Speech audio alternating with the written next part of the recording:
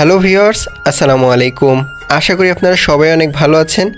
আপনারা কি লাউ চাষে প্রচুর ফলন পেতে চান, কিংবা লাউ গাছে গিটে গিটে প্রচুর পরিমাণে লাউ ধরানোর টিপস জানতে চান? তাহলে অবশ্যই বলবো আজকে পেঁয়াজের এই উপাদানটি গাছে দিতে হবে। এর পাশাপাশি অনেকে বলেন লাউ গাছে লাউ পচে যাচ্ছে কিংবা জালিগুলো এরকম নষ্ট হয়ে যাচ্ছে, সেই সাথে ফ্রুট ফ্লাই মাছির উপদ্রব বেড়ে গেছে, কি স্প্রে করবেন জানতে চান, যাতে করে এই সমস্যাগুলো আর হবে না? হ্যাঁ ভিউয়ার্স, আজকের ভিডিওতে দেখতে পাবেন। এছাড়াও লাউ গাছে কোন খাবার দিলে 30 থেকে 40 দিনের মধ্যে অল্প সময়ে লাউ ধরবে, এজন্য অবশ্যই এই উপাদানটি তৈরি করে গাছে দেবেন, যাতে করে গাছগুলো খুবই সতেজ হবে। এছাড়াও আজকের এই ভিডিওতে একটি গুরুত্বপূর্ণ সার তৈরি করে দেখাবো, যেটি একদমই ঘরোয়া, আর এটি নিয়মিত তৈরি করে 7 দিন পর পর গাছে দিলে লাউ গাছে কিন্তু বেশ ভালো পরিমাণ লাউ ধরবে এবং লাউগুলো খুব ভালো সাইজের হবে। তাই পুরোপুরি ভিডিওটি দেখুন। চলুন শুরু করি। শুরুতেই চলুন দেখি প্রথম দ্রবণ কিভাবে তৈরি করবেন। এজন্য শুরুতে একটি পাত্র নিয়ে নেবেন, শক্ত পাত্র ব্যবহার করলে ভালো। এবার নিতে হবে পেঁয়াজ। আপনাদের সবার বাড়িতে নিশ্চয়ই এই পেঁয়াজ থাকবে, এটি খুবই ভালো গাছের একটি গুরুত্বপূর্ণ সার তৈরিতে। তো আমরা এখানে 3টি পেঁয়াজ নিয়ে নিচ্ছি। আপনারা অবশ্যই 3টি পেঁয়াজ নেবেন একটি গাছের উপাদান তৈরি করতে। দেখতে পাচ্ছেন, ঠিক এভাবে পেঁয়াজের মাঝ বরাবর শুরুতেই কেটে নেবেন। এবার তারপরে আরেক ফালি করবেন, অর্থাৎ একটি পেঁয়াজকে 4 ফালি করে এরকম করে কেটে নিতে হবে। আপনারা অবশ্যই এই পদ্ধতি অবলম্বন করবেন। পেঁয়াজে থাকা গুরুত্বপূর্ণ উপাদান, যেটি গাছের জন্য বা গাছে বৃদ্ধিতে খুবই কার্যকরী, আপনারা হয়তো অনেকে এটি জানেন না। তো দেখতে পাচ্ছেন আমরা এখানে কেটে নিলাম। আপনারা এরকম 3টি পেঁয়াজ ব্যবহার করতে পারেন। এবার যা করতে হবে, এর সাথে লাগবে এই উপাদানটি। এটি হলো চা পাতা। হ্যাঁ ভিউয়ার্স, আপনারা চা খাওয়ার পর এই পাতাগুলোকে নষ্ট করে ফেলে দেন। এটি না নষ্ট করে অবশ্যই সংরক্ষণ করে রাখুন, অর্থাৎ ধুয়ে রাখুন সংরক্ষণ করে। এবার নিতে হবে লেবু। আপনারা বাজার থেকে কেনা বাতাবি লেবু কিংবা কাগজি লেবু ব্যবহার করতে পারেন, সমস্যা নেই। আপনারা একটি ব্যবহার করবেন এই দ্রবণটি তৈরির জন্য।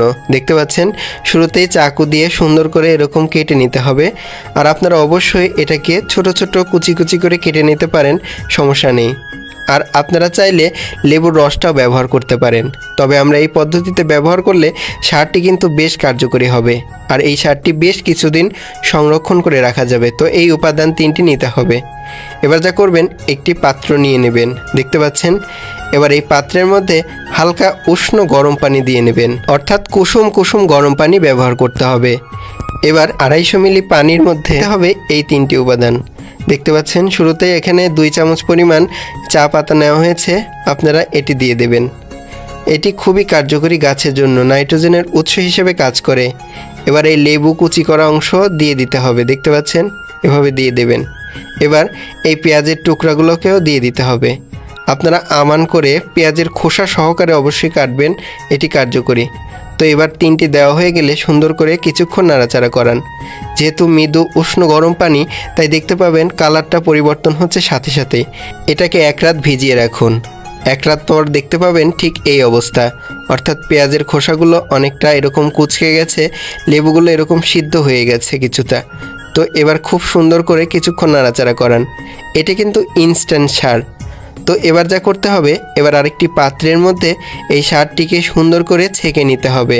যেহেতু এটি গাছে স্প্রে করেও প্রয়োগ করা যাবে, সেজন্য অবশ্যই আপনারা চাইলে ছেঁকে ব্যবহার করতে পারেন। আর গাছের গোড়ায় দিতে চাইলে আপনারা অবশ্যই পুরোপুরি ব্যবহার করতে পারেন, ছাকার দরকার নেই। তো দেখতে পাচ্ছেন আমরা এখানে স্প্রে করে প্রয়োগ করার জন্য সুন্দর করে ছেঁকে নিচ্ছি। ঠিক এভাবে ছেঁকে নেবেন, যাতে করে বেশ কিছুদিন সংরক্ষণ করতে পারবেন। এবার এর সাথে মেশাতে হবে পানি, এর কার্যকারিতা বৃদ্ধির জন্য।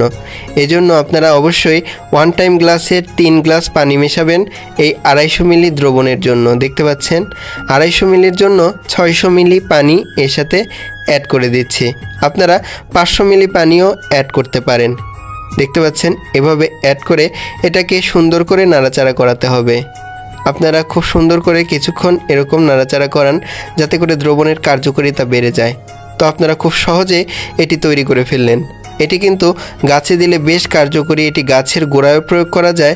এক্ষেত্রে আপনারা চাইলে এটি অবশ্যই স্প্রে করে প্রয়োগ করতে পারেন। এটি খুবই কার্যকরী যে কোনো গাছের ক্ষেত্রে। অনেকে বলেন লাউ গাছের জালি নষ্ট হয়ে যাচ্ছে কিংবা কুড়া পচে যাচ্ছে, কি প্রয়োগ করবেন? জাহিম 55 ইসি, এটি খুবই কার্যকরী একটি কীটনাশক। এটি গাছে প্রয়োগ করার পরপরই গাছে কিন্তু পোকামাকড়ের উপদ্রব একেবারেই কমে যাবে। এটি গায়ে লাগলে কিংবা পোকামাকড় কোনোভাবে এর সংস্পর্শে এলে কিন্তু দ্রুত মারা যাবে।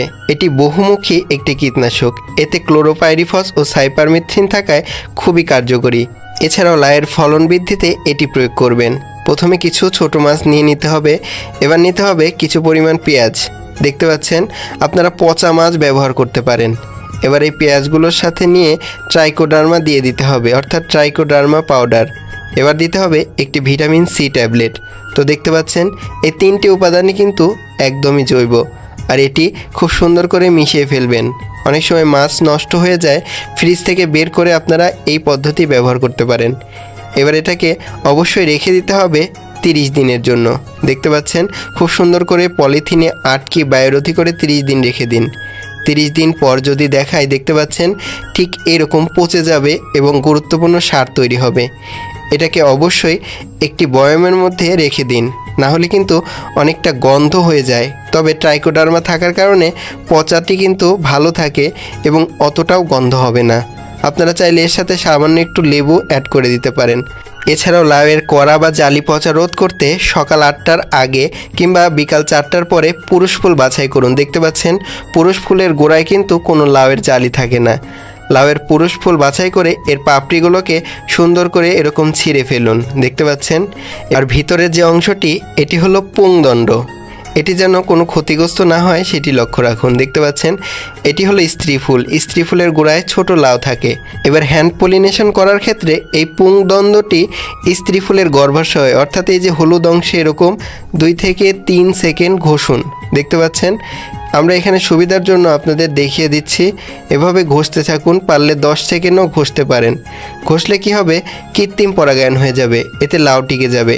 এছাড়াও গাছে আপনারা অনেক সময় পোকামাকড়ের উপদ্রব বেড়ে যায়, এজন্য যা করবেন কয়েকটি রসুনের কোয়া নিয়ে নিতে হবে। দেখতে পাচ্ছেন আমরা এখানে কয়েকটি রসুনের কোয়া নিয়ে নিচ্ছি।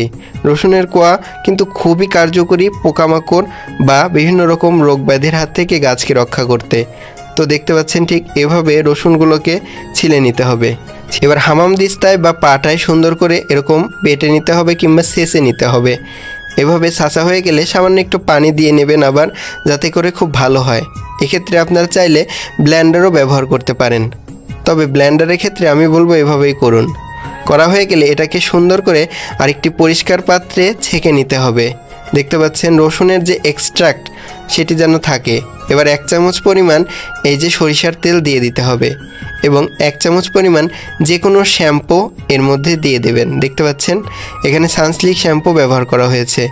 এবার দিয়ে দেওয়া হয়ে গেলে সুন্দর করে নাড়াচাড়া করে দ্রবণটি তৈরি করে এটিকে একটি স্প্রেয়ার বোতলে ভরুন। এবার এতে 2 মগ পরিমাণ পরিষ্কার পানি দিয়ে দিতে হবে। দেখতে পাচ্ছেন কম পানি দিলে কিন্তু গাছের জন্য ক্ষতিকর। এটি 7 দিন পর পর গাছে স্প্রে করুন। ধন্যবাদ।